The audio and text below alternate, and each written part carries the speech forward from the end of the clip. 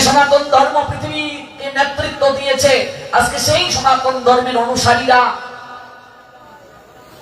ওরা নিজের ধর্ম সম্বন্ধে জানে না, বুঝে না, নিজের সংস্কৃতি সম্পর্কে কোনো অবগত না, গ্রন্থ পড়ে না, সাধু সঙ্গ করে না। ওরা ওদের পূজা মণ্ডপ গুলোতে লুঙ্গি ডান্স বাজায়, কে দিল পিলিতের বেড়া লিচুর বাগানে গান গায়, আর মমতাজের বন্ধু তুই লকাল বাস, আমিলাম গরম সাফু দিয়া খা, এইসব গান বাজায়। অন্য ধর্মের অনুসারীরা এগুলো দেখে হাসে, সুযোগ খুঁজে ওরাও আইসা আমাদের মা বোনদের দিকে তাকিয়ে শীষ দেয়। উকি মিলে যদি কেউ শীষ দিয়ে যায়, বুঝে নিস সে তোর ভালোবাসা চায়। এগুলো কে সুযোগ করে দিচ্ছে? এই দুষ্কার, এই দায় কার? প্রথম দায় ওই সকল কুলাঙ্গারদের বাপ মা, যারা তাদেরকে সঠিক শিক্ষা দিতে পারেনি, যারা মাটির প্রতিমাতে মা যে আছে এই অনুভূতি সঞ্চারিত করে দিতে পারে নাই। আমি আমার গর্ভধারিণী মায়ের সামনে মদ খেয়ে লুঙ্গি ডান্স বলে নাচতে পারবো? বিবেকানন্দ বলেছিলেন, পুতুল পূজা করে না হিন্দু, কাঠ মাটি দিয়ে গড়া মৃন্ময়ী মাঝে চিন্ময়ী হয়ে যায় আত্মহারা। মৃন্ময়ী মানে মাটি দ্বারা তৈরি। ওই মাটি দ্বারা তৈরি মূর্তির মাঝে চিন্ময়ী মাকে ষষ্ঠীতে বোধন করে পুরোহিত ঠাকুর মন্ত্রের মাধ্যমে আমন্ত্রণ করে মৃন্ময়ী মাতে, চিন্ময়ী মাকে কি করা হয়? জাগ্রত করা হয়। মা আসলেন, বিশ্বাস যদি করি মা ওই মূর্তিতে আছেন, তাহলে সেই মায়ের সামনে আমি অশালীন কার্য, অশালীন গানে নাচি কি করে? একটু ভাবুন, অনুভব করুন। আপনি নাচবেন, বিয়ে বাড়িতে নাচুন। আপনাকে কে অধিকার দিয়েছে আমার ধর্ম সংস্কৃতিকে নষ্ট করার, বিতর্কিত করার? আজকাল পূজার মণ্ডপ আর কোনটা ক্লাব বোঝা যায় না, কোনটা নর্তকীর নর্তনশালা, কোনটা পূজার মণ্ডপ, এগুলো বোঝা যায় না। দ্বিতীয় দায় সমাজের মাঝে সচেতনতা বোধ নাই। তৃতীয় দায় কমিটি বৃন্দের, এই সকল কমিটি বৃন্দ যারা, ওদের মাঝে ভক্তি নাই, শ্রদ্ধা নাই, কিচ্ছু নাই, এক একটা মূর্খ। যতগুলো দুর্গা পূজার মণ্ডপের কমিটিতে নেতৃত্ব দিচ্ছে, ওদেরকে গিয়ে জিজ্ঞেস করুন তো যে মা দুর্গার 10টা হাত কেন, মার এই উগ্র রূপ কেন, মায়ের পায়ের নিচে মহিষাসুর এটা কি করে এলো, মাতৃনয়নী কেন, তার কপালে চুপ, এই যে আরেকটা চুপ, কারণটা কি? এই প্রশ্নগুলো বা অনেক প্রশ্ন আছে, জিজ্ঞেস করুন, কোনো উত্তর দিতে পারবে না। স্টাডি নাই, কিচ্ছু নাই। আমি এক জায়গায় গিয়েছি, দুর্গা পূজার কমিটির সম্পাদক মা দুর্গার প্রণাম মন্ত্রী বলতে পারে না। যে যে জায়গায় নেতৃত্ব দেবে সেই জায়গায় তাকে বসানো হয় না। আমার হাতে যদি একটা কেঞ্চি দিয়ে বলেন রাহুল কৃষ্ণ চুলটা কেটে দাও, আমি যদি আপনার চুল কেটে দিই, আপনি আর বাজারে যেতে পারবেন না। তাহলে চুল কাটার লোকটা আমার থেকে শ্রেষ্ঠ কিনা তার জায়গায়? আপনি যদি আমাকে ভাগবতের একটা শ্লোক দিয়ে বলেন এটা একটু ব্যাখ্যা করুন, তো আমি ব্যাখ্যা করতে পারবো। তার কারণটা কি? কারণ আমি এই সেক্টরের লোক। তাহলে যারা যে জায়গায় নেতৃত্ব দেওয়ার কথা, ওরা ওই জায়গায় নেতৃত্ব দিচ্ছে না। যে সকল কমিটিতে, বিভিন্ন মন্দিরের কমিটিতে যারা আছে, ওদের মাঝে ভক্তি শ্রদ্ধা কিচ্ছু নাই, ওরা ভক্ত না। তাহলে ভক্ত না যারা, ওরা যদি কমিটিতে নেতৃত্ব দেয়, তাহলে সমাজের কল্যাণ কি করে হবে বলেন? সবচেয়ে বড় দুর্ভাগ্য হলো এটা, আমরা চারিদিকে যে সকল পূজা পার্বণ ধর্মীয় অনুষ্ঠান করছি, এগুলো দেখা দেখি। আমি একটা জায়গায় পাঠে গেলাম জন্মাষ্টমীতে, নদীর এই পারের লোকেরা 8টা 10টা মাইক ওই পারে ঘুরিয়ে দিয়েছে, আর ওই পারের লোক বলছে ওরা দিয়েছে 10টা, আমরা দেব 15টা, ওরা ওই পারে ঘুরিয়ে দিয়েছে। এবার ওই পারের যত সাউন্ড ওই পারে, ওই পারের সাউন্ড ওই পারে। এবার এই কি অবস্থা? আমি গেলাম পাঠে, এবার আমি বললাম এখানে তো আমি পাঠ করবো না, আমি কাকে পাঠ শোনাবো? ওই পারের সাউন্ড ওই পারে, ওই পারের সাউন্ড এই পারে, এক পারকে বন্ধ করতে হবে, নইলে পাঠ করবো না। এবার আমার সম্বন্ধে তো ওদের আইডিয়া নেই। তারপর যখন শুরু করলাম সাই, ওরে বাপ রে বাপ, কে এলো? এই হলো অবস্থা। আজকাল দেখবে অসুর প্রকৃতি লোকের সবচেয়ে বেশি প্রাধান্য। আমরা এমনিতেই সনাতনী হিন্দুরা কমছি দিন থেকে দিন। এরপরেও দলাদলি, এটা হরে কৃষ্ণের দল, এটা জয় রাধের দল, এটা জয় নিতাইয়ের দল, এটা জয় গুরুর দল, এটা হরিবলের দল, এটা কালা তিলক দেওয়ার দল, এটা সাদা তিলক দেওয়ার দল, এটা মাছ খাওয়ার দল, এটা নিরামিষ খাওয়ার দল, এটা প্রসাদ খাওয়ার দল। এই দলাদলি ঠেলাঠেলি করতে করতে আমাদের অবস্থানটা এমন এক জায়গায় গিয়ে দাঁড়িয়েছে, আমরা অস্তিত্বহীন হয়ে যাচ্ছি। কিন্তু মনে রাখবে এগুলো আমাদের প্রথম পরিচয় নয়, আমাদের সর্বপ্রথম পরিচয় আমরা সবাই সনাতনী হিন্দু। এর বাইরে যাওয়া যাবে না। আপনি যদি প্রসাদ গ্রহণ করেন এটি ভালো, উচিত সাত্বিক আহার গ্রহণ করা, কিন্তু যে সাত্বিক আহার গ্রহণ করছে না তাকে আপনি নিন্দা করতে পারবেন না। এই নিন্দা করার অধিকার আপনাকে কেউ দেয়নি। ভালোবাসতে হবে। লক্ষ্মীরা বেশ্যাকে যদি হরিদাস ঠাকুর ভালোবেসে আশ্রয় না দিতেন, সে কি লক্ষ্মণামী বৈষ্ণবী হতে পারত? জগাই মাদাই নিত্যানন্দের মাথা পাঠিয়ে দিল। নিত্যানন্দ বললেন, মেরেছিস কলসির কানা, তাই বলে কি প্রেম দেব না? মেরেছিস তাতে ক্ষতি নাই, সমধুর মুখে একবার হরি বল ভাই। নিত্যানন্দ প্রভু আলিঙ্গন দিলেন জগাই মাদাইয়ের। তখন মদের গন্ধ মুখ দিয়ে বের হচ্ছে জগাই মাদাইয়ের। নিত্যানন্দ প্রভু কি বলেছিলেন, আগে মুখটা ধুয়ে আসো তারপর তোমায় আলিঙ্গন দেব বলেছিলেন? যদি বলতেন তাহলে কি জগাই মাদাই বৈষ্ণব হতে পারত? জগাই হলো জগন্নাথ, মাদাই হলো মাধব। 1 লক্ষ হরিনাম না করে তারা জল গ্রহণ করেন নাই। আমি প্রসাদ গ্রহণ করছি বহু বছর, এবার আমি যদি আপনাকে নিন্দা করি এটা তো উচিত নয়। আজকে আমি আপনাকে নিন্দা করছি, আপনি আমার থেকে যে বড় বৈষ্ণব হবেন না তার নিশ্চয়তা আমি দিতে পারবো? আর আমি যে সারা জীবন এই পথে থাকতে পারবো তার নিশ্চয়তা আমি দিতে পারবো? হইয়াছেন হইবেন প্রভুর যত দাস, তাদের চরণ বন্ধ দন্তে করি দাস। যারা ভক্ত হয়ে গেছেন তাদেরকেও শ্রদ্ধা করো, সম্মান করো, ভালোবাসো। যারা ভক্ত হয় নাই তাদেরকেও ভালোবাসো, সম্মান করো। কাউকে নিন্দা করা যাবে না, কাউকে সমালোচনা করা যাবে না।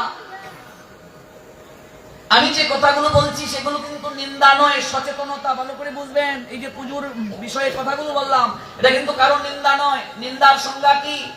যিনি করেননি যা তা বলা নিন্দার। সচেতনতা মানে যে ভুল কার্যগুলো হচ্ছে, একজন স্পিরিচুয়াল গার্ডিয়ান, আধ্যাত্মিক গুরু হিসেবে, প্রচারক হিসেবে দায়িত্ব আমার এই কথাগুলোকে সমাজকে সচেতনতার জন্য উত্থাপন করা। ভুল বুঝবেন না কিন্তু, এটা কিন্তু নিন্দা নয়, সমালোচনা নয়। ভুল বুঝবেন না, আমি ক্ষমা চাচ্ছি।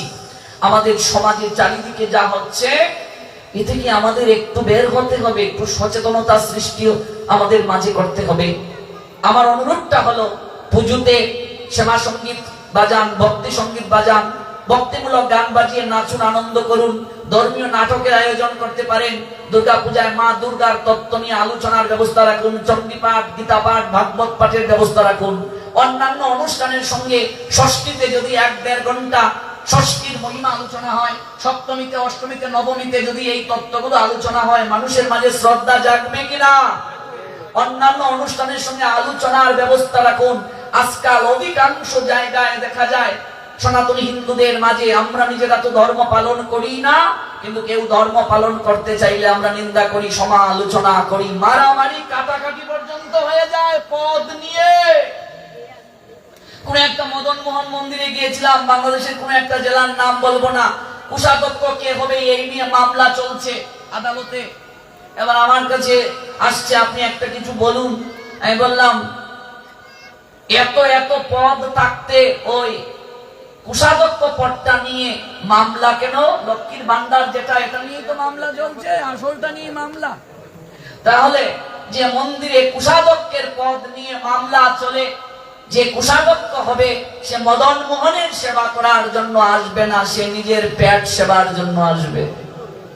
আজকাল বহু জায়গায় কীর্তন বন্ধ হয়ে যায়, পূজা বন্ধ হয়ে যায়, মারামারি রক্তপাত পর্যন্ত হয়। হিন্দুরা কুম্ভকর্ণের মতো ঘুমাচ্ছে, ওদের উপর দিয়ে একটা হাতি যদি উঠে যায় পাপ পেষ্টন হয়ে ওরা মরে যাবে, ওদের ঘুম ভাঙবে না। এটা আমাদের জন্য দুর্ভাগ্য, এটা আমাদের জন্য দুর্ভাগ্য। তাকিয়ে দেখুন চারিদিকে, হাজার হাজার সনাতনী হিন্দুর ছেলে মেয়ে আজ ধর্মান্তরিত হয়ে যাচ্ছে, লাভ জিয়াদের করুন ফাঁদে পড়ে। ওরা নিজেদের ধর্ম সম্বন্ধে সচেতন না, জানে না, বুঝে না, অনুভব করে না। ওরা গীতা পাঠে আসে না, ভাগবত পাঠে আসে না, ওরা ওদের সংস্কৃতি সম্বন্ধে জ্ঞাত না। আমি অনুরোধ রাখবো সবার কাছে, আমাদের মাঝে যেন মিলমিশটা অব্যাহত থাকে, আমরা যেন একে অপরকে ভালোবাসতে পারি, আমরা কাউকে যেন নিন্দা না করি। মত পথ এক একজনের এক একটা থাকতেই পারে, কিন্তু সবার মাঝে যেন একটা সমন্বয় থাকে। ভক্তিটা প্রগাঢ় থাকে, শ্রদ্ধাটা প্রগাঢ় থাকে। পাঠ বাড়ান, পাঠের সংখ্যা বাড়ান। আমি যে আসতে পারবো সব জায়গায় তা নয়, সারা বাংলায় আমার পাঠ থাকে। যারা ভালো আলোচক তাদেরকে আনেন, পাঠটাকে গুরুত্ব দিন। পাঠের মাধ্যমে মানুষের যে হৃদয়ের মাঝে অনুভূতিটা সঞ্চারিত হয়, এই অনুভূতিটা আপনি অন্য কোনো কিছুর দ্বারা পাবেন না, কস্মিন কালেও সম্ভব নয়। তাহলে সেই পাঠ যত বেশি আমরা শ্রবণ করব ততই কল্যাণ। কোন প্রসঙ্গ থেকে গেলাম? কর্ণ দ্বারা যখন আপনার হৃদয় মাঝে যাবে, আপনাকে স্নানেরও দরকার নাই, গঙ্গা স্নানের, ভগবানের কথা গঙ্গা, ওই কর্ণ দ্বারা হৃদয়ে যাওয়ার সঙ্গে সঙ্গে আপনি পবিত্র হয়ে যাবেন। সই কেবা শোনাই ও শ্যাম নাম, কানেরও ভিতর দিয়া মরমে পশিল গো, আকুল করিল মন প্রাণ। বুঝলাম? আমি আমার মাঝে থাকি না, কোথায় যেন হারিয়ে যাই। সখীরে কে দিয়া বান্ধিল পরানো আমার, ভাবিয়া কিছু নাহি পাই। আমি যেদিকে নিরকি শ্যামল সুন্দর মোহন মাধুরী দেখিতে পাই, আমি শ্যাম ছাড়া কিছু দেখি না।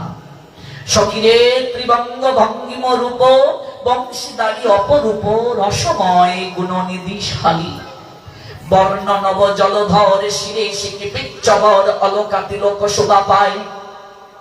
পরিধানে পীতবাস বদনে মধুর হাস, হেন রূপ জগত মাতায়। ইন্দ্র নীলজিনী কৃষ্ণ রূপকানী, হেরিয়া কদম্ব মূলে। সখীরে আমার মন উচাটন, না চলে চরণ, আমি সংসারে গেলাম ভুলে। চারিদিকে আপনার তখন কেবল শ্যাম সুন্দর গোবিন্দ ব্যতীত আর কিছু দর্শন হবে না। আপনার হৃদয়ে কেবল প্রেমানন্দ ভগবান বিরাজ করবেন। আজকে আনন্দে আর যেমন সীমা থাকে না, সবসময় আপনি আনন্দে থাকবেন। এই দিব্য আনন্দ আপনার হৃদয়ে সাধু সঙ্গের মাধ্যমে জাগ্রত হয়ে যায়, ভক্তি জাগ্রত হয়ে যায়। কারণ আপনি যা আজকে আস্বাদন করছেন, এটা হলো প্রেমামৃত। এটা সাধারণ কোনো দুগ্ধ নয়, এটা গীতা অমৃত দুগ্ধ, এটা ভাগবত অমৃত দুগ্ধ। এই অমৃতের সঙ্গে অন্য কোনো অমৃতের তুলনা হয় না। এই ভগবানের কথাকে বলা হয়েছে দুগ্ধ অমৃত, আর অপরাধকে বলা হয়েছে মদ। ভালো করে বুঝবেন। কোন প্রসঙ্গ থেকে গেলাম? যে ভগবানের কথা অমৃত সবাই পান করতে, আস্বাদন করতে আসবে না। কে আসবে? সুধীর ভোক্তা, সুধীজন যারা। তো আমরা এই দুগ্ধ অনেকে আস্বাদন করতে যাই, আমাদের ক্রিয়া হচ্ছে না কেন? কারণ আমরা এই দুগ্ধ আস্বাদন করছি, আমরা সঙ্গে অপরাধ রূপ মদও আস্বাদন করছি, হরিনাম করছি, সঙ্গে অপরাধও করছি। কারণ আমরা তো জানি না নিয়ম। একটা ধনাঢ্য ব্যক্তি মদ খেতে খেতে নিজের শরীরের অবস্থাটা এমন একটা জায়গায় নিয়ে গেল, ডাক্তারবাবু চেক আপ করে বলছে আপনার বাঁচার অবস্থা খুবই কম। যদি এখনো আপনি কুঅভ্যাস ত্যাগ না করেন, আপনাকে বাঁচানো যাবে না। এই ঔষধগুলো খাবেন, এই পত্রগুলো খাবেন, শাকসবজি ফলমূল খাবেন, 3 মাস পর আমার সঙ্গে সাক্ষাৎ করবেন, এই প্রেসক্রিপশন দিলাম। লোকটা প্রেসক্রিপশন পেয়ে ঔষধ কিনলো, ঠিক মতো ঔষধ খাচ্ছে, ফলমূল খাচ্ছে, শাকসবজি খাচ্ছে, খুব কষ্ট করে কুঅভ্যাস রূপে মদ ত্যাগ করলো। প্রতিদিন 1 গ্লাস করে গরম দুগ্ধ খায় ঘুমানোর আগে। 3 মাস পর ডাক্তার বাবুর সঙ্গে দেখা করতে গিয়েছে। ডাক্তার বাবু বলছে, এই তোমার শরীরের অবস্থা কি আগের থেকে? তুমি কি বেটার ফিল করছো? ডাক্তার বাবু, আপনি আমার কাছে ঈশ্বরের পরের স্থান, আপনি কৃপা করে আমার প্রাণটা বাঁচালেন।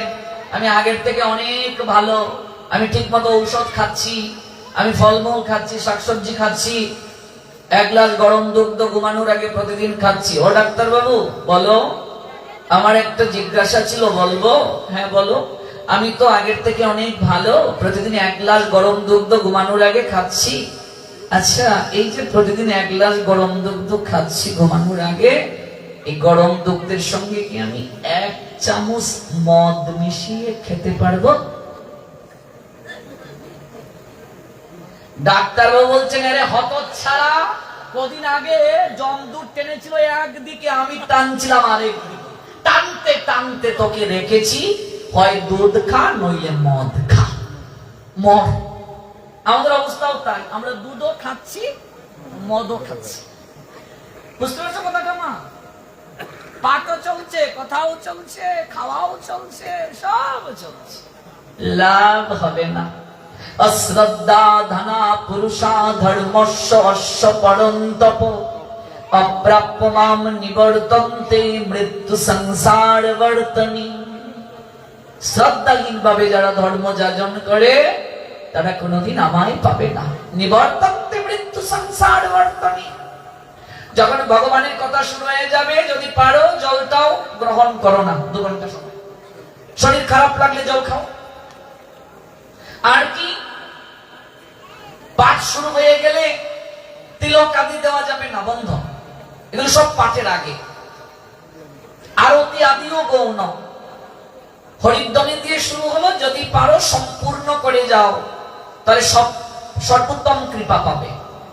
ইমার্জেন্সি যেতে হচ্ছে, এমন ভাবে যাও প্রণাম দিয়ে, কারো শ্রবণে ব্যাঘাত করবে না, কাউকে ব্যাঘাত ঘটানো যাবে না। আমরা কি করি, নিজে যাচ্ছি আবার ডাকছি, কিরে শিউলির মা আল্লাহ আমার লগে যায়। এখানে শিউলির মা কেউ থাকলে ক্ষমা করিল, তোমার সেরির নাম রাইছে। আমরা নিজে যাচ্ছি আবার 10 জনকেও নিয়ে যাচ্ছি, বুঝতে পারছো? এমন ভাবে যাবো যেন কারো শ্রবণে ব্যাঘাত না হয়। ইমার্জেন্সি যদি যেতেই হয়, এই জন্যই তো পরীক্ষিত জল খেলেন না, প্রস্রাব করতে যেতে হবে, আহার করতে যেতে হবে, আবার মল ত্যাগ করতে যেতে হবে। আমরা একটু পরে পরে যাচ্ছি কেন? এখন তো আমরা কলিগত মানুষ, এক জায়গায় বসতেও পারি না। 1 ঘন্টা বসলেই এমন এমন করতে হয়। আমারও হয়ে যাচ্ছে, বয়স তো বাড়ছে, একদিন আমিও তো বৃদ্ধ হবো, তাই না? এখন দেখবেন মোড়া নিয়ে নিয়ে যেতে হয়। ও মা, ঠিক কিনা গো? চেয়ারে বসতে হয় গিয়ে, কেন? কারণ বসতে পারি না, নিচে বয়স হয়ে গেছে, হাড়ে ব্যথা, গিতে গিতে ব্যথা, জোড়ায় জোড়ায় ব্যথা, ঔষধ দেবে কোথা? জয়েন্টে জয়েন্টে ব্যথা। এই জন্য যৌবন থাকতে সাধু সঙ্গ আর ভজন করতে হয়। দেহ থাকিতে সবল হরে কৃষ্ণ বল, অঙ্গ শরীরে লইতে পারবে না। অধিকাংশ মানুষের ধারণা একটু বয়স হোক তারপর ভগবানকে ডাকবো, বুঝতে পারছো মা? এটা অধিকাংশ মানুষের মাঝে ধারণা। কি রে শিবানন্দের মা, তোর ফুয়াইতে কিতা করবে? মাই গো, সাত হয়ে গেছে গা, সংসারে থাকতো না রে, তোরে খাওয়াইতো না, বিয়া করাইয়া দে, শিকল করাইয়া দে, বুঝতে পারছো? অধিকাংশ মানুষের মাঝে এমন একটা ধারণা। আর আমরা অধিকাংশ লোকের মাঝে ওই ধারণাটা দেখতেই পাই। বাকি যারা, ওরা নিজেরা তো করবেই না, কেউ যদি করে তাহলে তার পিন্ডি চটকায়, মানে তার নিন্দা সমালোচনা একেবারে চলছে। আমি যেদিন তিলক খেতে কলেজে গেলাম, অন্য ধর্মের কেউ নয়, আমার ধর্মের লোক যারা, তারা আমায় দেখে কি বলছে জানেন? একটু সিলেটি ভাষায় কই, ইটা কিতা রে বা, তা কপালে কিতা লাগাইছো রে বা, বকের বিক্রি না ফাগানের ফেক, তুমি তো দেখি রে ভাষা দূরিয়া গেছো। হ্যাঁ, তোমার বয়সে আমরা কত ফিরান্তের পিছনে ফিল্ডিং মারছি, তুমি তো দেখি রে ভাষা দূরিয়া গেছো, টেস্টেমারের পিছনে ডিঙ্গা বান্ধা দিলাই, মানে তো তোমার লগে লগে আমরা যাইতে আমার মুখি তা বেমার হইছে রে বা, তা কি তা বেমার হইছে, কিছু বুঝেছে? দেখে বলছে কি হয়েছে? তুমি তো দেখি সাধু হয়ে গেছো, তো কপালে কি লাগিয়েছো? বকের বিষটা না পুকুরের কাদামাটি? তো তোমার বয়সে আমরা কত মেয়েদের পিছনে ছুটাছুটি করেছি। আমরা সিলেটি যারা, ওরা মেয়েরে কই ফুরি, কি কই? ফুরি, আর ছেলেরে ফুয়া। সিলেটের রেস্টুরেন্টে কেউ যদি কয় ফুরি খাইতাম, এমন খাওয়ানি খাওয়াইব, সাবধান। রেস্টুরেন্ট গিয়ে কেউ কই না ফুরি খাইতাম, তাহলে এমন খাওয়ানি খাওয়াইব। মানে ফুরি মানে তো পিঠা, তাই না? ময়মনসিং ফুরি কি কয়? পিঠা। আর আমরা কই ফুরি মানে মেয়ে। যদি গিয়া ফুরি খাইতাম তাহলে তো এমন। তো তোমার বয়সে আমরা কত ফিরান্তের পিছনে দৌড়ছি। আর কি, তুমি তো একটা স্টিমার, তো স্টিমারের পিছনে ডিঙ্গা বেঁধে দেবো, তোমার সঙ্গে আমরাও যেতে পারবো। অন্য কেউ নয়, আমাদের ধর্মের লোকেরা বলছে। আপনি যাবেন কোথায়? অথচ অন্য ধর্মের দিকে তাকান, ওরা নিজেরা যেমন ধর্ম পালন করে অন্যজনকে সহযোগিতা করে। আমাদের সহযোগিতার পরিবর্তে সমালোচনা, দলাদলি, ঠেলাঠেলি, মারামারি, রক্তপাত চারিদিকে চলছে। কোন দিন হিন্দুদের ঘুম ভাঙবে? কোন দিন সনাতনী হিন্দুদের বোধোদয় হবে? আজ থেকে তো আমি এই পথে না। আমার ভাগবত পাঠের জীবন সিলেটের বাইরে 16 বছর হয়ে গেছে। 16তে গিয়ে 17তে পড়লো। ছোট্টবেলা থেকে আমি এই পথে। 2003-এ প্রধানমন্ত্রী কর্তৃক পুরস্কার পেলাম খালেদা জিয়ার কাছ থেকে। আমি ক্লাস 5-এ ট্যালেন্টের মাঝে বৃত্তি পেয়ে ফার্স্ট হয়েছিলাম। তৎকালীন প্রধানমন্ত্রী খালেদা জিয়ার কাছ থেকে পুরস্কার পেলাম। 8-এ বৃত্তিতে পুরস্কার পেলাম। আমার মা কেঁদে কেঁদে বলেছিলেন, জানিস না তুই কি পেয়েছিস বাবা? আজকে মাকে বলি, তার থেকে বড় পুরস্কার তুমি আমায় দিয়েছো। তুমি যদি ছোটবেলায় আমাকে সাধু সঙ্গে না নিয়ে যেতে, তাহলে আজকে এই জীবনের উদ্দেশ্য কি জানার সম্ভব হতো না। কৃষ্ণ ভক্তিমতী মায়ের ঘরে জন্ম নিতে বহু জন্মের সৌভাগ্য প্রয়োজন হয় রে বাবা। এই জন্যই তো কৃষ্ণদাস গোসাই প্রার্থনা করছেন, আবার যদি পাঠাও বলে কৃষ্ণ ভক্ত মায়ের ঘরে, আমি জন্ম নিয়ে করি যেন কৃষ্ণ ভক্তের দুগ্ধ পান। পরবর্তীতে গৌরীয় মঠ থেকে দীক্ষা পেলাম, হরিনাম পেলাম, এরপরে গায়ত্রী পেলাম, আমার উপনয়ন হলো, পৈতে হলো। আজ থেকে তো এই পথে নয়। জগৎগুরু শ্রী শ্রীল ভক্তি সিদ্ধান্ত সরস্বতী গোস্বামী ঠাকুরের প্রশিষ্য আমার গুরুদেব। জগৎগুরু শ্রী শ্রীল ভক্তি সিদ্ধান্ত সরস্বতী গোস্বামী ঠাকুর 64 গৌরীয় মঠের প্রতিষ্ঠাতা। সেই প্রভুপাদ ভক্তি সিদ্ধান্ত সরস্বতী গোস্বামী ঠাকুরের অন্যতম শিষ্য।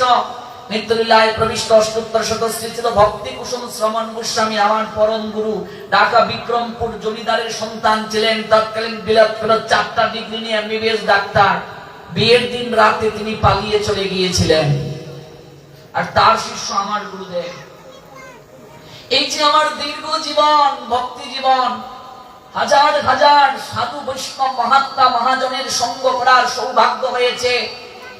64 জেলায় ঘোরার সুযোগ হয়েছে, দেশের বাইরে প্রবচন করার সৌভাগ্য হয়েছে।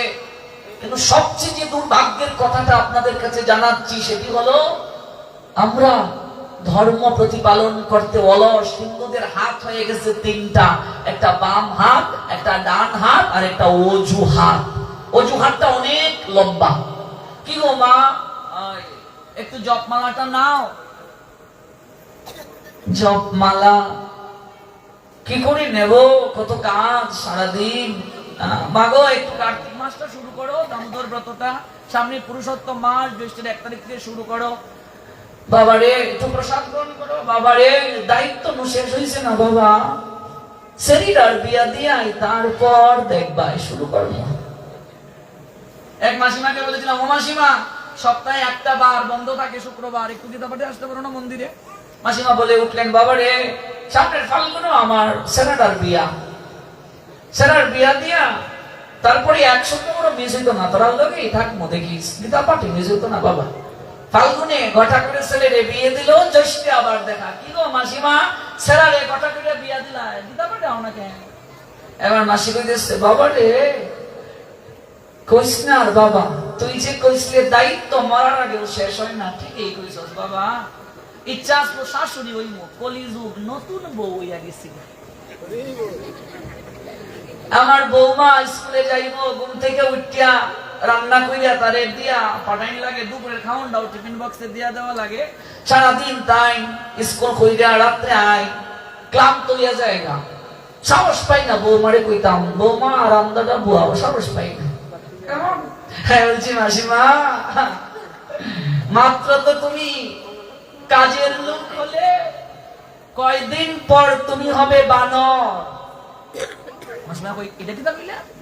আমি 30 বছরের পরের জীবন গাধার জীবন। আমার কিসের জীবন? গাধা। শাস্ত্র বলছে গাধা, গাধা যেমন বহন করে, তেমনি বিবাহ করার পর মানুষ গাধার মতো বহন করে। স্ত্রীর বহন, স্বামীর বহন, সন্তানের বহন গাধার মতো বহন করে। বিবাহ শব্দের অর্থ কি?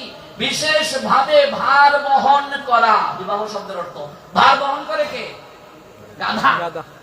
আমি এখন হইছি না গাধা। অনেকেই কইব, বাবা তাহলে কিন্তু আমরা বিয়া করণ কিন্তু দরকার না, বিয়া না করলে সৃষ্টি রক্ষা হইব কি করে? বিয়া তো করণ দরকার আছে, কিন্তু মনে রাখবে শাস্ত্র বলছেন যে কৃষ্ণের সংসার করতে পারে না, তার জীবন হলো গাধার জীবন। বুঝতে পারছেন? যে কৃষ্ণের সংসার করতে পারে না, তার জীবনে বিবাহ শব্দের অর্থ বি মানে বিপদ, বা মানে বাড়ানো, হ মানে হলো। বিবাহ মানে কি? বিপদ বাড়ানো হলো। ওমা বিপদ বাড়ছে না কমছে? ওমা কয় বাড়ছে না? ও বাবা বাড়ছে না কমছে? ওমা বাড়ছে। ওমা কয় কিতা? হগলে দি বাড়ছে। ওমা কয় কিতা? হগলে দি বাইরে গেছে কা? হ্যাঁ, বিবাহ, বি মানে বিপদ, বা মানে বাড়ানো, হ মানে হলো। বিপদ বাড়ানো হলো। তো গাধার জীবন আমার কত বছর বয়স পর্যন্ত? 50 বছর বয়স পর্যন্ত গাধার জীবন। 50-এর পরের জীবন হলো বান্দরের জীবন। বানর, বানর যেমন দেখবে গাছের ডালের মাঝে ঝুলে থাকে, বর্মি আছে আছে ওই তোমরা তো বর্মি, কুষাদিয়া, পাঠানতে এই সকলের জায়গার লোকের নাম দিয়ে সামনের লোকে আত্মীয় স্বজন আছে না, তোমরা সম্প্রদায়ের লোক। এখানে বান্দরের অভাব নেই রে, মা খোলা ওদা সব। আমরা এখান থেকে আসছি। হ্যাঁ, আমরা তো বর্মি থেকে আসছি। আমরা বর্মি থেকে আইছি। বান্দরের এই বান্দরের জীবন, বান্দর যেমন গাছের ডালে ঝুলে থাকে, আর দেখবে বান্দরের যে বউ বান্দরনি, এই বানরি মাটা তার বাচ্চাকে নিয়ে এক গাছের ডাল থেকে আরেক গাছের ডালে লাফিয়ে লাফিয়ে যায়। বান্দরের বাচ্চারা দেখো ফইরা যায় না, কারণ মারে শক্ত হয়ে জড়াই ধরে। আর বান্দরের খেলা দেখানো হয় কলা দিয়া, এই নাচ নাচ, এই মুখ দেখছি এরকম করে। তো বান্দরের জীবন 50-এর পরের জীবন কিভাবে? 50-এর পরের জীবন বানরের জীবন, তার অর্থ হলো নাতি নাতনি রে লইয়া বান্দরের মতো খেলা দেখানি লাগে, জঞ্জলি দিয়া। ও মাল্লা ভাই, এই দেখ বান্দরের মতো খেলা দেখাইতেছে, বুঝছো? নাতি নাতনি। আর তারপর বান্দর যেমন এক গাছের ডাল থেকে আরেক গাছের ডালে লাফ দেয়, এই ফুলার বাড়ি 1 মাস বা 10 দিন, এই ফুলার বাসায় 10 দিন। আরেক ফুলার বউ হইতাছে, তোমার মা তোমার মনে হয় ফেডল হইছে না, পাই আনছে, মাই গো তোমার প্রতি তো কোনো টানই নাই, দায়িত্ব নাই। এই যে আমি একলা একলা বাবুডারে লইয়া থাকি, তাইনের খাম কিতা বইয়া বইয়া খাওন, আর বাসা বইয়া থাকতে পারে না, নাতিদারে লইয়া খেলা দেখাইতে পারে না। আর সেরি হিন থেকে আবার খামতাছে, ও মা তুমি তো বিয়ে দিয়ে আমাকে বললেই গেছো গা, আইয়া 10টা দিন থাকলে কি তা হয়? আমি আমার ফুরিডারে লইয়া কত কষ্ট করতাছি। ওই বান্দরের মতো লাফাইয়া লাফাইয়া এক গাছের ডাল থেকে আরেক গাছের ডালে যাও, ঠিক কিনা? ঠিক কিনা? বান্দরের মতো এক গাছের ডাল থেকে আরেক গাছের ডালে লাফাইয়া লাফাইয়া যাও, আর জঞ্জনি দিয়া খেলা দেখাও। তারপর হুয়াও হুয়াও, তারপর আমার নাতনি আমার কুলো প্রস্তাব করছে, পারফিউম থেকে সুগন্ধ, প্রস্তাব করছে, পায়খানা করছে, নাতি নাতনি, হ্যাঁ এই প্রস্তাব করবো, পায়খানা করবো, কুলো কি আনন্দ। হেরারে লইয়া কীর্তনে যাইতেছ, আর পাঠক এসো, তোমার টানতেছে সারি আসো, থাম্মা ও থাম্মা, লো জায়গা জায়গা লো জায়গা, কের কিতাব পাঠ, কের ভাগবত পাঠ, কেমন? হ্যাঁ, কীর্তনে গেছো, ও থাম্মা ওরে বেলুন কিনা দাও, বেলুন কিনা দাও, কি এর কীর্তন। ওই বান্দরের মতো ওই নাতি লইয়া গিয়া বেলুন লইয়া খেলা দেখাইতেছে। বানরের জীবন কত বয়স পর্যন্ত? 70 পর্যন্ত। কত বছর? তারপর শাস্ত্র বললেন 70-এর পরের জীবন কুকুরের জীবন। কিসের জীবন? কুকুরের জীবন কিভাবে? কুকুর যেমন পাহারা দেয়, 70-এর পরের জীবন কুকুরের জীবন পাহারা দেয়। ভালো করে চৌকেও দেখে না, লাঠি লইয়া বইয়া রয়েছে বাড়ির সামনে। কে রে, কে যাস? জেঠা বাবু আমি রাধাকান্ত। কই যাস? ওই রামকৃষ্ণ আইছে, পাঠ শুনতে লেগেছি, গীতা পাঠ। ও ইচ্ছাটা আসলো রে, যাইতাম, বাড়ির তো কেউ নাই, খাইলা বাড়ি, দেশের যে পরিস্থিতি বালা না, চারিদিকে চোর ডাকাইতের যে উপদ্রব, কেমনে যাইতাম রে, খাইলা বাড়ি, ঠিক কিনা? কুকুরের মতো পাহারাদার বইয়া রয়েছে।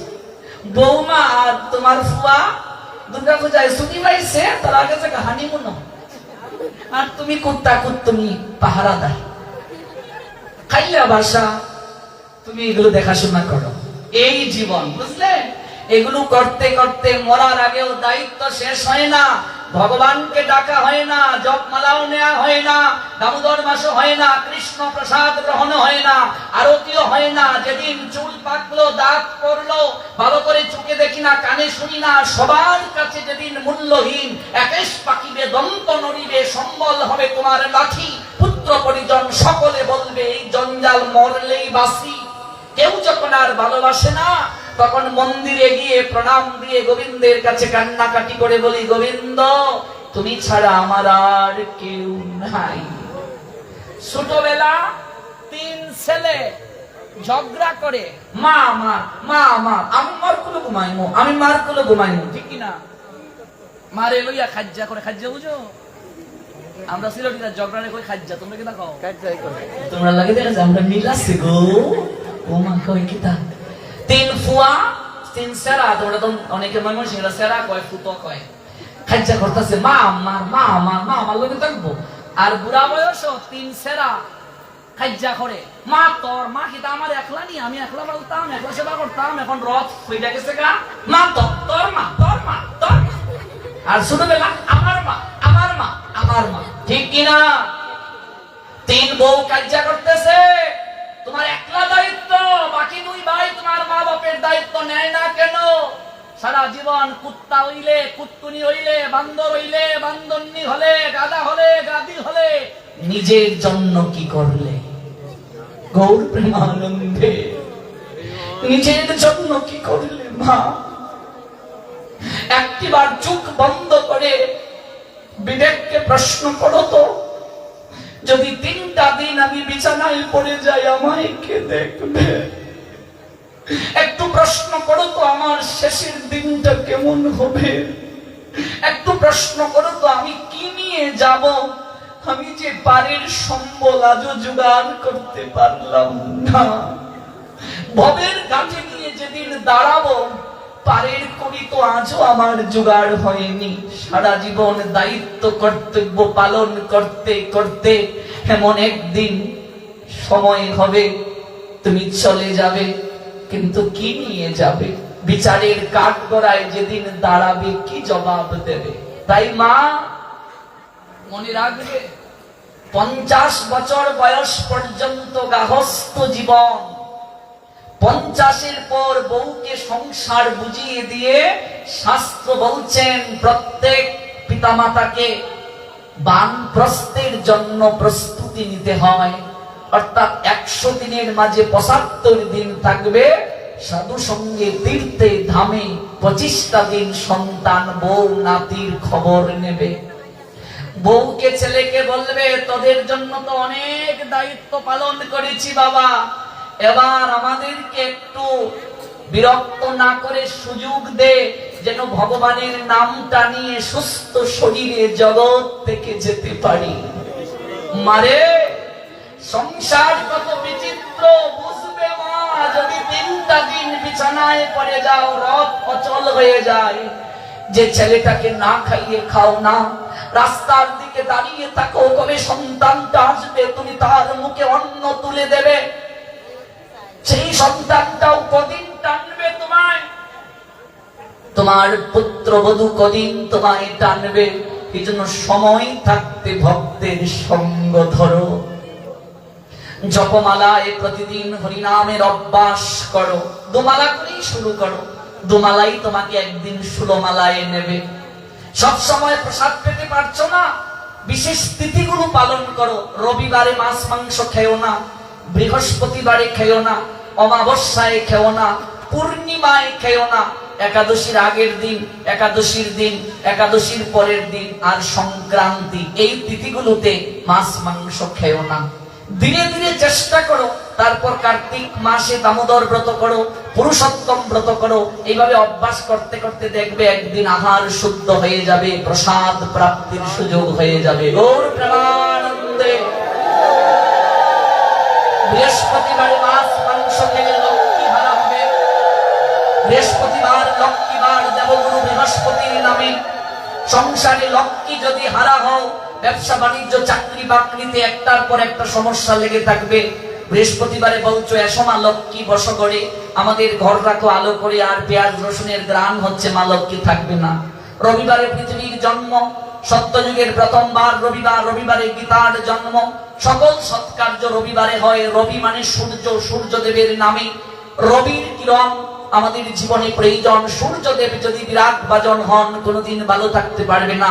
তাই রবিবারে ভুলক্রমে মাছ মাংস খাবে না, স্বামী স্ত্রী সহবাস করবে না। রবিবারে, বৃহস্পতিবারে, অমাবস্যায়, পূর্ণিমায়, সংক্রান্তিতে, আর একাদশীর আগের দিন, একাদশীর দিন, একাদশীর পরের দিন, এই কয়েকটা দিন স্বামী স্ত্রীর সহবাস নিষিদ্ধ, মাছ মাংস খাওয়া নিষিদ্ধ। তারপর ধীরে ধীরে চেষ্টা করো। সংক্রান্তি, সূর্য একটা রাশি থেকে আরেকটা রাশিতে গমন করে, এই জন্য এই তিথিতে সূর্যের শরীরের উপর একটা প্রভাব থাকে। এই জন্য এই তিথিতে মাছ মাংস খেতে নাই। আপনি এমনিতে খাচ্ছেন, চেষ্টা করুন ধীরে ধীরে বাদ দেয়া সাত্বিক আহারে, কিন্তু এই তিথিতে খাবেন না। বাকি সময় পারছেন না, খান, কিন্তু এই তিথিগুলোতে খাবেন না। চেষ্টা করুন ধীরে ধীরে। অভ্যাসের কথা বলছি। মারে ঘুম থেকে উঠে প্রথমেই পালঙ্ক থেকে নেমে একটা ধরণী মাকে প্রণাম দেবে। স্নান করে তুলসীর মূলে একটু জল দেবে, একটু পরিক্রমা করবে, একটু প্রণাম দেবে। গুরুচরণে একটা পুষ্প না দিয়ে আহার করবে না মা। বাবা গোবিন্দ চরণে দুটো তুলসী পত্র দেবে। ভগবানের যে ঘর আছে তোমার, সেখানে গিয়ে প্রথমে দুটো হাত তুলবে। এটাকে বলে আত্মসমর্পণ, স্যালেন্ডার। গোবিন্দ, মাতৃ জঠরে কথা দিয়ে এসেছিলাম তোমার কাছে, একটা কথাও রাখতে পারি নাই। জীবনের বেলা ধীরে ধীরে চলে যাচ্ছে, আমি যে তোমার অবাধ্য, কিচ্ছু করতে পারলাম না। আজকে অপরাধী, তোমার কাছে আমি সারেন্ডার করলাম। তুমি আমায় কৃপা করো। প্রতিদিন হাত দুটো তুলে দুপুটা নয়নের জল দাও বাবা গোবিন্দকে। দেখবে জীবন একদিন ধন্য হয়ে গেছে, দেখবে শেষের দিনটা সুগম হয়ে গেছে। কারো বুঝা না, হঠাৎ একদিন নাম নিয়ে চলে যাবে। তার মতো সৌভাগ্যবতী নারী, সৌভাগ্যবান পুরুষ জীবনে আর কেউ নাই, যে সুস্থ শরীরে জগৎ থেকে যেতে পারে ভগবানের নাম নিয়ে। এই জন্য অভ্যাস করতে হয়, নাম করতে হয়, জপমালায় অভ্যাস যুগ এটিকে বলে। মৃত্যুকালে এমনিতেই নাম আসবে না, অভ্যাস যদি না করো। যদি পড়তে পারো গীতাটা একটু পড়ো বাবা। সংস্কৃত পারো না, বাংলা অনুবাদ পড়ো, তাতে কি? ভুল হচ্ছে, হোক ভুল, একদিন ভুল হতে হতেই শুদ্ধ হবে। জলে না নামলে কি সাঁতার শিখা যায়? আষাঢ় না খেলে হাঁটা শিখা যায়? সাঁতার শিখিতে হলে আগে তবে নামো জলে। ভুল হতে হতে একদিন শুদ্ধ হবে। পড়তেই পারো না, অন্তত গীতাটাকে একটু বুকের মাঝে প্রতিদিন নাও। আমি মূর্খ মানুষ, পড়াশোনা জানি না। হে গীতা জননী, আমি তোমাকে বক্ষে ধারণ করলাম, অন্তিমকালে তোমার কোলে যেন আমার স্থান হয়। ভগবানের হৃদয় হলো এই গীতা বাবা। মরার পরে মরা বেটার বুকের মাঝে গীতা দেয়াটা অপরাধ। কি লাভ হবে মরা বেটাকে গীতা দিয়ে? মরার পরে হরিনাম শুনিয়ে মরাকে শ্মশানে নিয়ে যায়, মরার কানে হরিনাম যায় না রে মা। এগুলো শ্মশান বন্ধু এবং যারা আশেপাশের লোক আছে ওদেরকে শিক্ষা দেওয়ার জন্য। দেখো, একমাত্র হরিনাম সঙ্গে যায়, আর কিছু যায় না। তাই সময় থাকতে হরিনাম করো, এটা শিক্ষা দেওয়ার জন্য এই কীর্তন করে যাওয়া হয়। মরার পরে মরা বেটাকে তিলক দেই, ধুতি পড়াই, অথচ জীবিত অবস্থায় করি না। তাহলে আমার কি কল্যাণ হবে? যে সন্তান বাপ মার সেবা করলো না, মরার পরে সেই বাপ মার শ্রাদ্ধে যদি 10 গ্রামের লোক নিমন্ত্রণ করে খাওয়ায়, বাপ মা খুশি হবে? পালনকে বাপ মাকে শয়ন করালো না, মাটিতে শয়ন করালো, আর শ্রাদ্ধ বাসরে ব্রাহ্মণকে পালঙ্ক দান করলো, বাপ মা সন্তুষ্ট হবে? হ্যাঁ। এই জন্য জীবিত অবস্থায় করো, জীবিত অবস্থায় না করলে হয় না। গোবিন্দ চরণে 2টা তুলসী পত্র, গুরু চরণে একটু পুষ্প। আর কি বাবা? যারা দীক্ষিত ত্রিসন্ধ্যাটা সঠিক সময়ে করবে, মিস দেবে না। ত্রিসন্ধ্যা, ত্রি মানে 3, সন্ধ্যা মানে সন্ধিক্ষণে ভজন। সকালের সন্ধ্যা কখন? সূর্য উদয়ের আগের 24 মিনিট, সূর্য উদয়ের পরের 24 মিনিট, 48 মিনিটের মাঝে সকালের সন্ধ্যা। মন্ত্র জপ, গুরু মন্ত্র। দুপুরের সন্ধ্যা কখন? দুপুর 12টা বাজার আগের 24, 12টা বাজার পরের 24, 48 মিনিটের মাঝে এই ভজন সন্ধ্যা। সন্ধ্যাবেলা কখন করবি গুরু মন্ত্র দেন? সূর্য অস্ত যাওয়ার আগের 24, সূর্য অস্ত যাওয়ার পরের 24, 48 মিনিটে মুহূর্ত হয়, এই সময় করবে। মনে রাখবে, এই সময় ব্যতীত তুমি যতই গুরু মন্ত্র দেন করো না কেন, যতই তুমি গুরু মন্ত্র অনুশীলন করো না কেন, সময় হারিয়ে তুমি যদি এই মন্ত্র দেন করো, মন্ত্র বীজ কখনো অঙ্কুরিত হবে না। এই জন্য আমরা দীক্ষা নিয়েছি 15 বছর, 20 বছর, 30 বছর, অনেকের কোনো পরিবর্তন নাই, মন্ত্রের শক্তি নাই, ক্রিয়া নাই। একটাই কারণ, আমরা ঠিকভাবে মন্ত্রকে অনুশীলন করতে পারছি না। এটা আমার অনুরোধ সবার কাছে। একাদশী ব্রতটা নিষ্ঠা সহকারী করুন। যদি পারেন নির্জলা, না পারলে কেবল জল, তাতেও যদি না পারেন ফল, তাতেও না পারলে সবজি। রুটিকে একাদশী গ্রহণ করলে একাদশী হবে না। একাদশী একটা পরীক্ষার মতো। ভালো রেজাল্ট করতে চাইলে ভালো পড়াশোনা করতে হবে কিনা? যারা কঠোর ভাবে করবে ওরা বেশি কৃপা পাবে, আর একটু কম করলে কম কৃপা পাবে। তুমি অসুস্থ করতে পারছো না, তুমি তোমার সাধ্য অনুযায়ী করো, কিন্তু উপবাস থেকে ভগবানের নামটা একটু বেশি করো। উপবাস থেকে এই দিন চেষ্টা করবে ঝগড়া না করতে, মিথ্যে কথা না বলতে, কুচিন্তা কুভাবনা না করতে চেষ্টা করবে ভগবানের সাথে বাস করার জন্য। তার লীলা মহিমা কীর্তনের মাধ্যমে, হরি নামের মাধ্যমে, হরিকথা শ্রবণের মাধ্যমে। আর সতত মনে রাখবে, জগতে কারো পাপ কিন্তু কেউ নেয় না, কারো পুণ্যও কিন্তু কেউ নেয় না। এটা সতত মনে রাখবে। রত্নাকর দস্যুর পাপ তার মা কিন্তু নেয়নি, রত্নাকর দস্যুর পাপ তার বাবা কিন্তু নেয়নি। নিয়েছে গো? রত্নাকর দস্যুর পাপ তার বউ কখনো নেয়নি। নিয়েছে? নেয়নি। জগতে কারো পাপ কেউ নেয়নি। আপনাকে, আমাকে, প্রত্যেককেই নিজের পাপের হিসাব দিতে হবে, বিচারের কাঠ গড়ায় দাঁড়িয়ে দিতে হবে। সতত এই চিন্তাটা করতে হবে, আমি আমার জন্য কি করলাম। তাহলে কি দায়িত্ব পালন করবো না? করবো, কিন্তু দায়িত্ব কর্তব্য পালনের ক্ষেত্রে নিজের চিন্তাটা করতে হবে, ভজনের চিন্তা। অনেকেই যদি বলো যে বাবা, তোমার মেসুমশাইয়ের সঙ্গে যখন বিয়ে হয়েছিল এটা সোনের গড় ছিল, এখন আমি একটা বিল্ডিং এ থাকি, এটাও নিজের জন্য নয়। কত কষ্ট করে রে মন কইরাছো ঘর বাড়ি, সেদিন আগুনে পড়বে না মাথা, মারবে বাঁশের বাড়ি, রইল রে তোর সাদের ঘর বাড়ি। যদি বলো মেয়েটাকে ভালো জায়গায় বিয়ে দিয়েছি, এটাও নিজের জন্য নয়, এটা দায়িত্ব পালন করেছ। ছেলেটাকে ভালো একটা চাকরির ব্যবস্থা করিয়ে দিয়েছি, এটাও দায়িত্ব পালন করেছ, নিজের জন্য নয়। তাহলে নিজের জন্য কি? যা তোমার পার ঘাটের সম্বল হবে। এটার জন্য আমি কি করলাম? মানে যে প্রসঙ্গটা আগে উত্থাপন করেছিলাম, ভজনটা যৌবন থাকতে মা, যৌবন হারিয়ে গেলে হয় না ভজন। দক্ষিণ ভারতে বাসুদেব বিপ্র নামে এক ব্রাহ্মণ ছিলেন।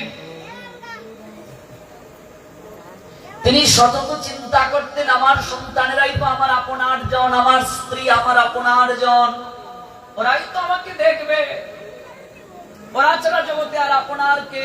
আমরাও তাই ভাবি। কিন্তু তার ভুল ভেঙে গেল, তার চিন্তা, তার হৃদয় মাঝে লালিত সতত যে একটি ভাবনা, এই ভাবনাটা মিথ্যে বলে প্রমাণিত হলো যেদিন বাসুদেব বিপ্রের শরীরে কুষ্ঠব্যাধি হয়েছিল। আজ থেকে 500 বছর আগের লীলা আপনাদেরকে চৈতন্য চরিতামৃত থেকে শোনাচ্ছি। এই লীলাটা আস্বাদন করে আমি শেষ করব। বাসুদেব বিপ্রের সারা শরীরে কুষ্ঠব্যাধি হলো, চৈতন্য চরিতামৃতে আছে এই লীলা। মহাপ্রভু দক্ষিণ ভারত পরিভ্রমণ করতে যখন গিয়েছিলেন, সঙ্গে কালা কৃষ্ণ দাস গিয়েছিল এই নীলাচল পুরীধাম থেকে, তখনই বাসুদেব বিপ্রকে তিনি উদ্ধার করেছিলেন। ওই বাসুদেব বিপ্রের সারা শরীরে যখন কুষ্ঠ হলো মা, গলিত কুষ্ঠ পচে পচে পড়ে, একদিন, দুদিন, 3 দিন, 1-2 মাস, 3 মাস টানলো সন্তান, চারিদিকে গন্ধ, শরীরটা প্রায় পচন ধরেছে, আত্মীয় স্বজন আর কেউ বাড়িতে আসে না রে মা। বাসুদেব বিপ্রের সন্তানেরা মাকে নিয়ে মিটিং করছে, সভা। মা তুমি কি বলো, আর কত টানবো, আর কত দেখবো? আমরা একটা সিদ্ধান্ত নিতে চাই। কি সিদ্ধান্ত? বাবাকে জঙ্গলের পাশে একটা তাল পাতার কুটির বানিয়ে এখানে রেখে আসবো। কার শেষের দিনটা কেমন হয় আমরা কেউ জানি না। আজকে ভাগবতে পাঠে এসেছ তো, দুফুটা নয়নের জল দিয়ে ভিক্ষা চেয়ে যাও, প্রার্থনা করে যাও যেন সুস্থ শরীরে জগৎ থেকে যেতে পারো। এর থেকে শ্রেষ্ঠ আর প্রার্থনা কিছু নেই বাবা এই বয়সে, আর কিচ্ছু না। সত্য হয়ে গেল, বুক হলো, স্ত্রী সঙ্গ হলো, সন্তান হলো, দায়িত্ব হলো, আর কি চাওয়া? এখন তো একটাই চাওয়া, যেন তোমার নাম নিয়ে তোমার চরণ পেতে পারি, তোমার কাছে যেতে পারি। জীবনে আর কি আছে চাওয়ার, কি আছে পাওয়ার? আর তো কিছু চাওয়ার নাই, পাওয়ার নাই। বাবাকে একটা তাল পাতার কুটির বানিয়ে জঙ্গলের পাশে রেখে আসবো। তোমার অভিমত কি? বাসুদেব বিপ্রের স্ত্রী বললেন, আমি আর কি বলবো, তোরা যা ভালো মনে করিস তাই কর। পাশের ঘর থেকে বাসুদেব বিপ্র সবাই কথাগুলো যখন হচ্ছে তার কানে গেল, চোখ বেয়ে তার ঝরঝর করে জল পড়তে শুরু করলো। সারাটা জীবন এই জন্য বুঝি আমি সংসারে এত খাটলাম, আমার সন্তান আজকে আমাকে জঙ্গলের পাশে শরীরে কুষ্ঠ হয়েছে বলে ফেলে দিয়ে আসতে চায়। আমার স্ত্রীও কিছু বলল না, অথচ যেদিন আমার পুত্র সন্তানটা প্রথম হলো, আমি তাকে কুলে নিয়ে আমি সারা জগতের লোককে মিষ্টি বিতরণ করেছিলাম। কেঁদে কেঁদে পুত্রটাকে আমি চুমু খেয়েছিলাম, বাৎসল্য প্রেমাস্বাদন করিয়েছিলাম, তাদের জন্য জীবন যৌবন সব বিসর্জন করেছিলাম। অথচ আজকে আমার শরীর অচল হওয়ার কারণে তারা আমায় জঙ্গলে ফেলে দিয়ে আসতে চাচ্ছে। এটা বানানো গল্প নয় রে মা, সত্য ঘটনা চৈতন্য চরিতামৃতে লেখা আছে। আমাদের সমাজেও হচ্ছে এমন ঘটনা। এ থেকে শিক্ষা নেব আমরা, সতত চিন্তা করব নিজের অস্তিত্বের কথা। রাতের আধারে বাসুদেব বিপ্রকে জঙ্গলে ফেলে দিয়ে আসলো, তার সন্তানেরা শরীর অচল হয়ে গেছে, পচন ধরেছে বলে। এক দুই দিন আহার দিল, রূপুর গ্লাসে খেত জল। বাসুদেব বিপ্র অনেক ধনাঢ্য ব্যক্তি, পণ্ডিত ছিল ব্রাহ্মংশে, অথচ আর রূপার গ্লাসে নয়, নারকেলের থালি বুঝো মা, এখানে জল দিল, রূপার গ্লাসটা আর ব্যবহার করতে পারবে না, কুষ্ঠবেদীগ্রস্ত খেলে। 2 3 4 দিন, 1 সপ্তাহ পরে আর সংবাদ নিল না। মারে সারা শরীর পচন ধরেছে, কীট হয়ে গেছে মা, শরীরের মাঝে কীট, বুঝলে মা? আমি একটা জায়গায় পার্টি গিয়েছিলাম, একটা বৌমা কেঁদে কেঁদে আমায় বলছে, বাবা আমাদের গৃহে একটু আসবে। খুব জোর করছিল, গেলাম। ঘরে ঢুকি, আমার এমন লাগছে, নাকে এত দুর্গন্ধ। আমি উত্তরীয়টা দিয়ে নাকটা চেপে ধরলাম, ভাবলাম কি ব্যাপার, মাতাজি রুম স্প্রে দিচ্ছে, গন্ধ যাচ্ছে না। গিয়ে দেখি ওই শাশুড়ি বিছানায় পড়া।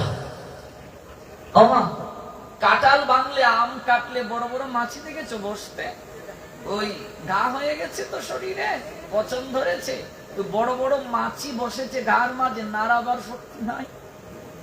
আর শুধু একটু মৃদু কণ্ঠে বলছে আমার দিকে তাকিয়ে, আমায় বিদায় দাও গোসাই, বিদায় দাও। বিশ্বাস করুন, সেদিন আমার চোখ বেয়ে ঝরঝর করে জল পড়েছিল, আর আমার মনে হয়েছিল না জানি আমার শেষের দিনটা কেমন হবে গোবিন্দ, না জানি আমার শেষের দিন দিনটা কেমন হবে। তুমি এমন শত্রুকেও কোনোদিন করিও না। গৌর প্রেমানন্দে না জানি আমার শেষের দিন কেমন হবে।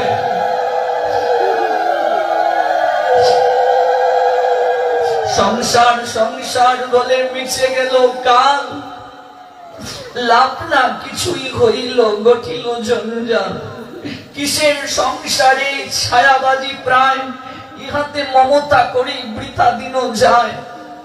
এ দেখো পতন হলে কি রবে আমার, কেহ সুখ নাহি দেবে পুত্র পরিবার। ভক্তিবিনোদ ঠাকুর বললেন, গর্ধবের, গর্ধব মানে গাধা, গর্ধবের মতো আমি করি পরিশ্রম, কার লাগি এত করি না ঘুচিল ভ্রম। দিন যায় মিছা কাজে, নিশা নিদ্রা বসে, নাহি ভাবি মরণ নিকটে বসে আছে। কখন জানি মরণ এসে আমায় নিয়ে যাবে। মরণ যেদিন আসবে তোমার নিকটে, দুয়ারের দ্বারে, সেদিন তুমি কি ধন দেবে তারে। মৃত্যু যেদিন তোমায় নিতে আসবে, সেই দিন তুমি কাঠগড়ায় দাঁড়িয়ে কি জবাব দেবে। এই যে বলছো সময় নাই, জপমালা পরে নেব, সেদিন কি বলবে আর কয়েকটা দিন সুযোগ দাও, একটু গুছিয়ে নেই সংসারটা, ছেলেটাকে দলিলটা বুঝিয়ে দিয়ে যাই, মেয়েটার বিয়ে দিতে পারিনি। মারে যেদিন মৃত্যুর সময় হবে, আত্মীয় স্বজন তাকিয়ে থাকবে, তুমি যে কিভাবে ভেতর থেকে চলে যাবে তুমি নিজেও জানবে না, কেউ জানতে পারবে না। কি দেবে জবাব? অনুভবটা নিয়ে যাও আজকে, আর কাঁদো ভগবানের চরণে। নয়নের জল ছাড়া আমাদের আর কোনো সম্বল নাই। কি দেব তাকে? সবই তো তার আছে। কি আছে আমার, তাকে দেব? কিছু নাই। দুফুটা যে নয়নের জল দেব, তাও তো শুকিয়ে গেছে। ছেলে মরলে কাঁদি, মা মরলে কাঁদি, বাপ মরলে কাঁদি, ভালোবাসার মানুষ ছেড়ে গেলে কাঁদি। কৃষ্ণ বলে নয়নে জল আসে না, গৌর বলে নয়নে জল আসে না, নিতাই বলে কাঁদতে পারি না। রাধে, শ্রী রাধে বলে নয়নে জল আসে না। মনে যদি বৈরাগী হইত,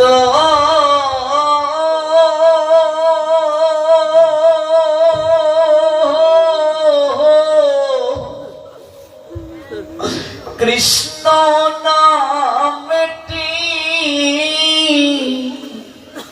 সদা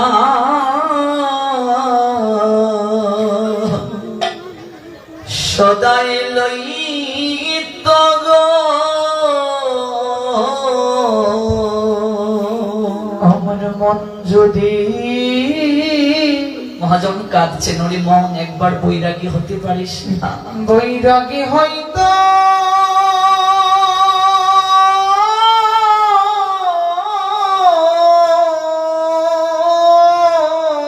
কত কিছু হতে পারিস রে, একবারে নারদের বিনা হতে পারিস না?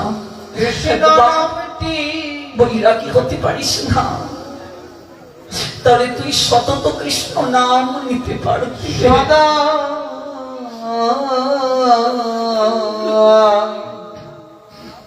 সদাই লইত গো।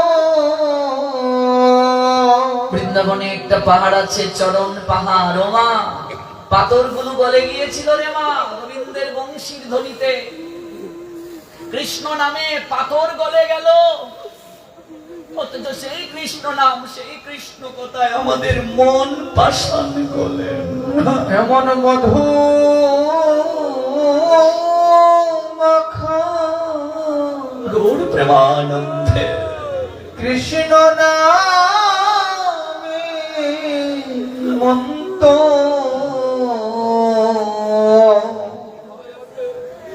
মন্ত গলে না। আমার বিপদে মন চলে সদা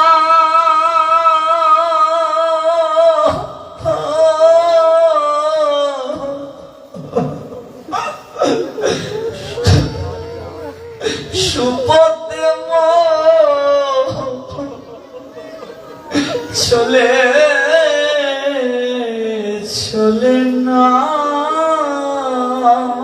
আমার বিপথে মন রে চলে সদা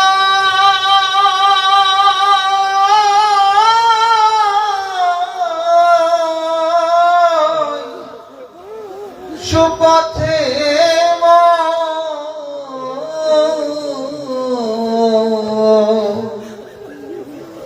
চলে না মধু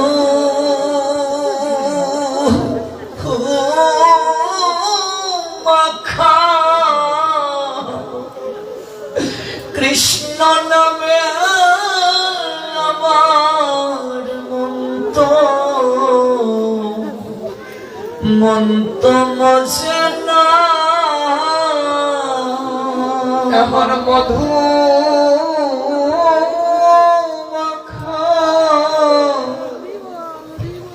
কৃষ্ণ নামে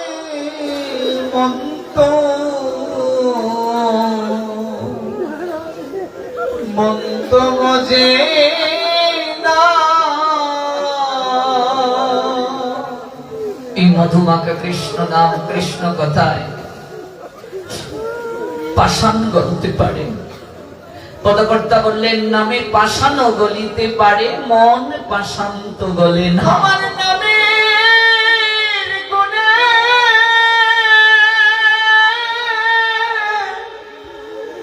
পাষাণ গলে আমার মন পাষাণ তো হরি বল হরি বল। গলে না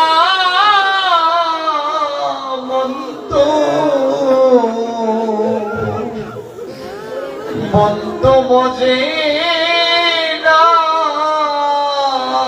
এমন মধু মাখা কৃষ্ণ নামে আমার মন্থ মজে না এমন মধু মাখা কৃষ্ণ নামে মন্ত মজে না আমি আর বাঁচবো না, আর বাঁচতে চাই না। এই কীটের কামড় আমি আর সহ্য করতে পারছি না। যে সংসারকে এত আপনার করলাম, সংসার আমায় ত্যাগ করলো, স্ত্রী পুত্র আমায় ত্যাগ করলো, জঙ্গলে ফেলে দিয়ে গেল। আমি আর বাঁচতে চাই না। একটা কীট শরীর থেকে কষে পড়লো, পচা শরীর তো, একটা কীট কষে পড়লো। বাসুদেব বিপ্র এই কীটটাকে নিয়ে আবার ওই শরীরের মাঝে, পচা মাংসের মাঝে প্রবেশ করিয়ে দিয়ে বললেন, ওরে সবাই আমায় ছেড়ে চলে গেল, তুইও আমায় ছেড়ে চলে যেতে চাস? ওরে তুই আমার শরীরে এসেছিস বলে সংসার কেমন আমি বুঝতে পেরেছি রে। তুই আমার শরীরে এসেছিস বলে এই সংসার যে কেউ কারণ নয় আমি জানতে পেরেছি রে। তুই আমাকে কামড় দে, আরো কামড়া, আরো কষ্ট দে, যেন তোর কাছ থেকে দুঃখ কষ্ট পেয়ে আমি মদন ভরে বলতে পারি হরি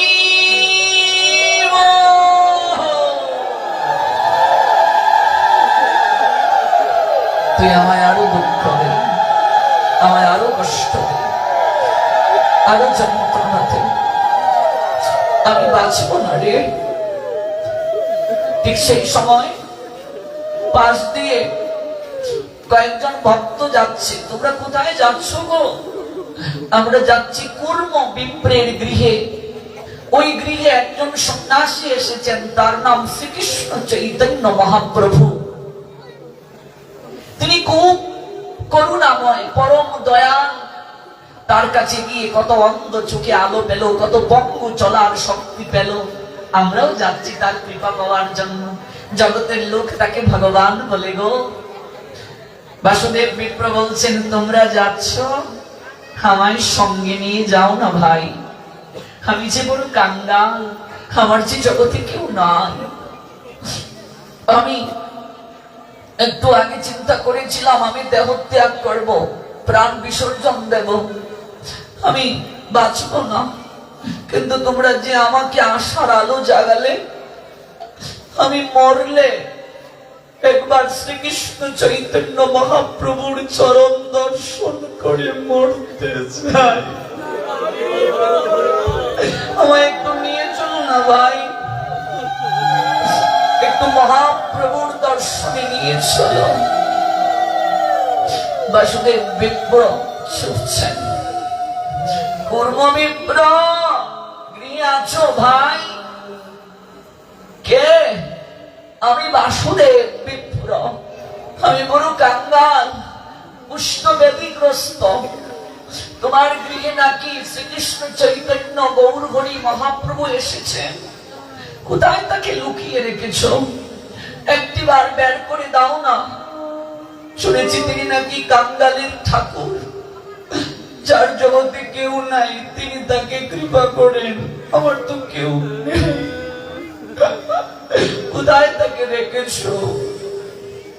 গৌর হরি, কোথায় তুমি? কুর্ম বিপ্র ঘর থেকে বের হলেন। বাসুদেব, তুমি সংবাদটা ঠিকই শুনেছ, কিন্তু তুমি যে দেরি করে ফেলেছ। আর কয়েকটা ঘন্টা আগে যদি আসতে, তুমি তার দর্শন পেতে। ওই শ্রীকৃষ্ণ চৈতন্য মহাপ্রভু সন্ন্যাসী, এক জায়গায় দীর্ঘক্ষণ থাকেন না। তিনি আমার ঘরে তেরাত্র ছিলেন। আমাকে কাঁদিয়ে তিনি চলে গেলেন। নগরে নগরে তিনি নাম করে বেড়ান। কি বললে কুর্ম, অভাগা যেদিকে যায় সাগর বুঝি শুকিয়ে যায়।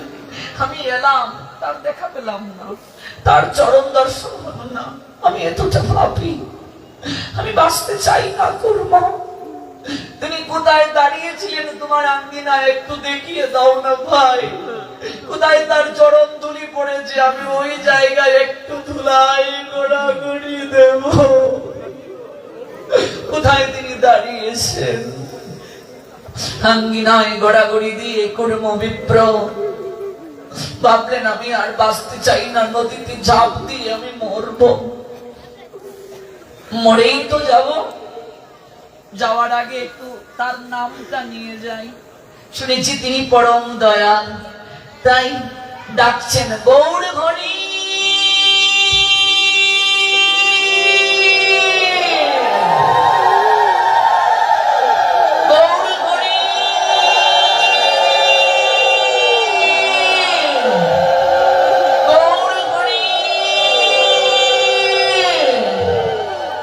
মহাপ্রভু পিছন ফিরে তাকালেন। কৃষ্ণদাস, যে কৃষ্ণদাস জলের পাত্র আর কৌপিন বহন করছে মহাপ্রভুর সঙ্গী। ও কৃষ্ণদাস, শুনছ? প্রভু কি? কৃষ্ণদাস, কে জানি আমায় ডাকছে। ও কৃষ্ণদাস, শুনতে পাচ্ছ? তুমি দেখো, শুধু ডাকছে না, কাঁদছে। কৃষ্ণদাস, আমি সব সহ্য করতে পারি, ভক্তের নয়নের জল সহ্য করতে পারি না। কৃষ্ণদাস, আমি যাই কৃষ্ণদাস। ওই দেখো আমায় ডাকছে। বাসুদেব, আমি আসছি বাসুদেব, আমি আসছি। মহাপ্রভু গিয়ে সামনে দাঁড়ালেন। ভক্ত ভগবানের মিলন হলো, প্রেমানন্দে বাহু তুলে হরি হরি। বাসুদেব, বাসুদেব, কে? আমায় চিনতে পারছো না? আমি তোমার গৌর হরি। চারিদিক আলোয় আলোকিত হয়ে গেল। মরতে চাও কেন বাসুদেব? প্রভু গো, সারা জীবন সংসারে গাধার মতো খাটলাম, আজকে আমি অসুস্থ, শরীর অচল, আমাকে জঙ্গলে ফেলে দিয়ে গেছে আমার সন্তান, আমার স্ত্রী। এই সংসার আপনার জায়গা না। এখানে যতদিন খাটতে পারো, যৌবন শক্তি আছে, সবাই ভালোবাসবে। যেদিন পরিশ্রম করতে পারবে না, রোজগার করতে পারবে না, খাটতে পারবে না, কেউ ভালোবাসবে না। প্রভু, তুমি না কাঙ্গাল, জগতে যার কেউ নাই, তুমি তাকে কৃপা করো, আমার তো কেউ নেই। তুমি আমায় ছেড়ে যেও না, আমায় কৃপা করো প্রভু। বাসুদেব, তুই সংসারের স্বরূপ জানলে বাসুদেব, আমার বুকে আসো। আমার যে গায়ে কুষ্ঠ প্রভু, তাতে কি হয়েছে? আমার বুকে আসো। না না প্রভু, তোমার কাঁচা সোনার মতো গায়ের বরণ, আমার গায়ে গলিত কুষ্ঠ। ভক্ত আমার কাছে না আসতে পারে, আমি তো তার কাছে যেতে পারি। এই বলে মহাপ্রভু এক পা দুপা করে এগিয়ে গেলেন, বাসুদেব বিপ্রকে জড়িয়ে ধরলেন। সঙ্গে সঙ্গে বাসুদেব বিপ্রের গায়ের কুষ্ঠ বেদি ভালো হয়ে গেল। পদ্ম পুষ্পের সুগন্ধ প্রকাশিত হতে শুরু করল। কাঁদতে কাঁদতে বাসুদেব চরণে লুটিয়ে পড়ে বলল, প্রভু, সারা জীবন যে সংসারকে সময় দিলাম, পুত্র কন্যাকে জড়িয়ে ধরে কাঁদলাম, ওরা আমায় কুষ্ঠবেদী হলো বলে ফেলে দিল, আর তুমি আমায় আলিঙ্গন করলে, জড়িয়ে ধরলে। ও প্রভু, এতদিন তোমায় আমি কেঁদে কেঁদে ডেকেছি, তুমি ভগবান। প্রভু গো, আজকে আমার শরীর সুন্দর হয়ে গেছে, যন্ত্রণা ভালো হয়ে গেছে, গায়ে দুর্গন্ধ নাই, আমি কাঁদছি কেন জানো প্রভু? আমার ভয় হচ্ছে। সুখের দিনে মানুষ তোমাকে ভুলে যায় প্রভু, দুঃখের দিনে মানুষ তোমায় ডাকে, সুখ পেয়ে ভুলে যায়। তুমি যে আমায় সুখ দিলে, আমি তোমায় ভুলবো না তো প্রভু? আমি যে অকৃতজ্ঞ হয়ে যাব না বাসুদেব। তোমায় আমি কৃপা করলাম, তুমি সংসারে ফিরে যাও।